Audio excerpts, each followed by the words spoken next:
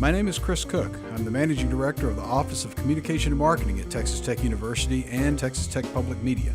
Texas Tech University is full of great communicators, and together we hope to bring you perspectives and insight that can help you in your field.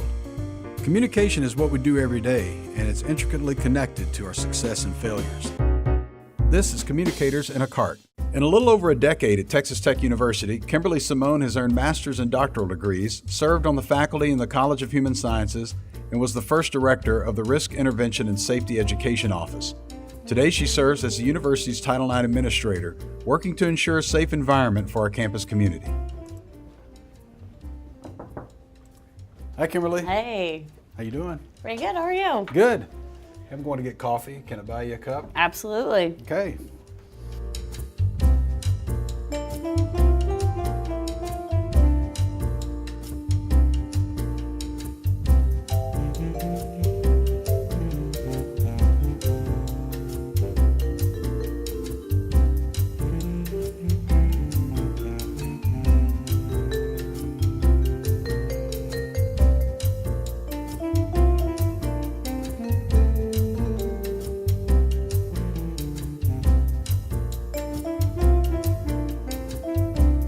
So when we were riding over here, you were telling me about that you did your graduate and PhD work at Texas Tech. Where were you before then?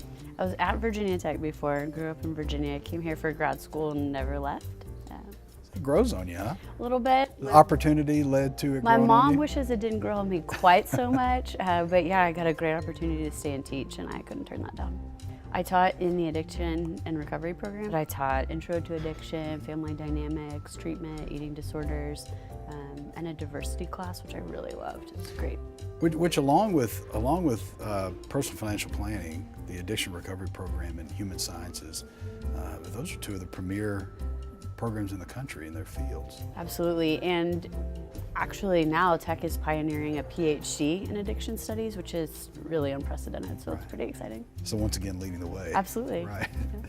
So how did you take, go from the classroom to where you are now? What was that path? So I had been teaching, I was an instructor, so I had a full teaching load every semester, and I really liked what I was doing, but I wanted to work with students in a different way, so I thought, if you're going to switch to something completely different. So I left teaching for activities.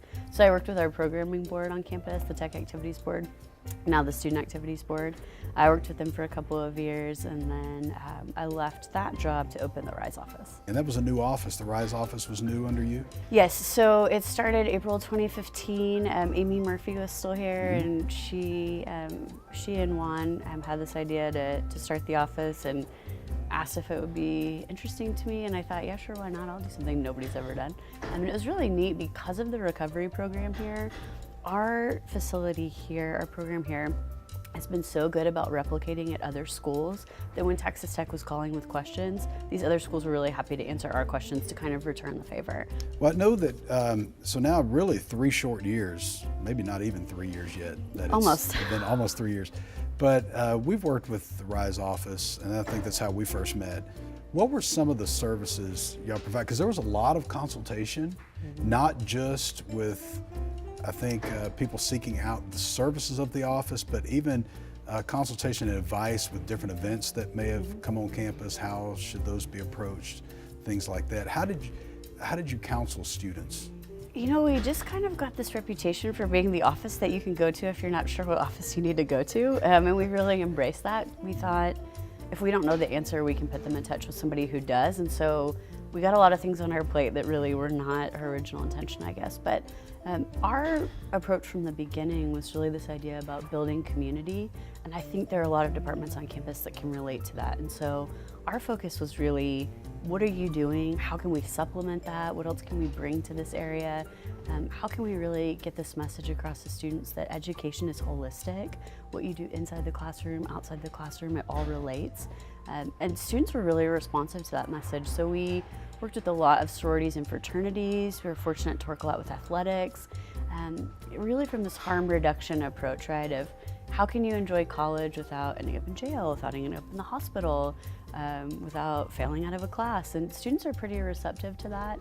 So how did that, it seems like that is there may be somewhat of a natural transition there to your current role as the university's first Title IX administrator.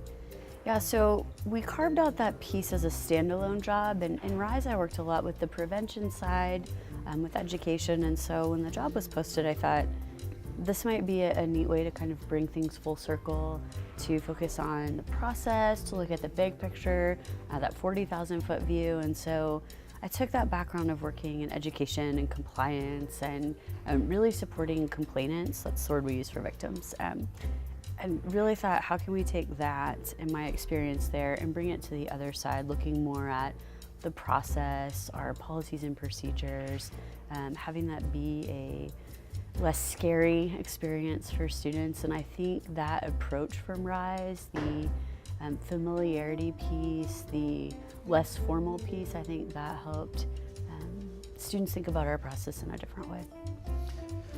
Title IX's been around for years. 45 years. 1972. It's been around quite a while, but the idea of a campus Title IX administrator, someone dedicated to the issues that revolve around Title IX, is relatively new, right?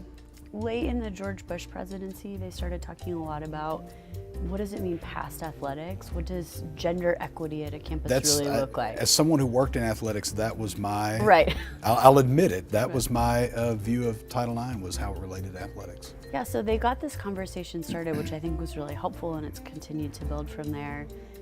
Different student groups got involved, activists got involved, but I think the advent of things like social media, where a single student could share their experience and their voice, really propelled that conversation in a way that legislation by itself never would have. I think when you see a person saying what happened to them, or why they had to drop out of college, or why they felt unsafe in their residence hall, that power of story is really important. And putting a face on it sometimes. Absolutely, and it made it easier for somebody to understand, why should I care about this? What does sexual assault really have to do with access and equity? Oh, that's why. And so those first couple of people who really came forward and were willing to be the face really changed the discussion. It's been interesting to see that since this was established, it's almost like you're nonstop. When a student comes into your office or to one of the deputy offices, what process takes place after that? This is going to sound like a non-answer, but there isn't just one process. It's really a case by case. Right. Each student gets to decide really what happens next. Some students will just come in and want help getting in the counseling center. Some students will want us to call the police and help them press criminal charges. We can assist with that. Some people will say never call the police, and then we don't. So there's a lot of discretion to the student, though. Absolutely, absolutely. We always want to put that autonomy back with the student, to let them be in charge of the process. And so really from our side, it's just what does the student need to know? What questions do they have? We want to present them with their options and then pursue whatever's best for them. We also don't tell their parents. They're really concerned that we'll call their parents, and that's absolutely. So confidentiality is part of that. What makes this, absolutely. If the right word is successful, what makes it successful in work is confidentiality is a big key in this. Yeah, you know, the biggest reason that students will say that they file a complaint against their school or bring a lawsuit is they say, my school didn't care. And so I think that's really our guiding philosophy, is what can we do to show care? I want to go back and touch on something real quick aside from this. You talked about Virginia Tech earlier. And so something that I think is probably very emotional to you, but you're probably now not even a closet, but you are a fan of UMBC for obvious reasons, obviously rival reasons. You know, yes, I should be, but I finally picked the stinking Cavaliers to win something, and then they let me down. So it's kind of karma. Basically, yeah. For years of pulling against the Cavaliers. Yeah, I got what I deserved, so there you go. Kimberly, thank you so much. You know, I speak on behalf of a lot of people, probably I'm sure most of campus, that the service you provide, the ear, the caring, all of those pieces that go into making that office effective is it's a bright spot for our campus, especially in light of so many things we see happening. We're fortunate to have an office that does it right and a process that does it right. So thank you so much. Absolutely. you.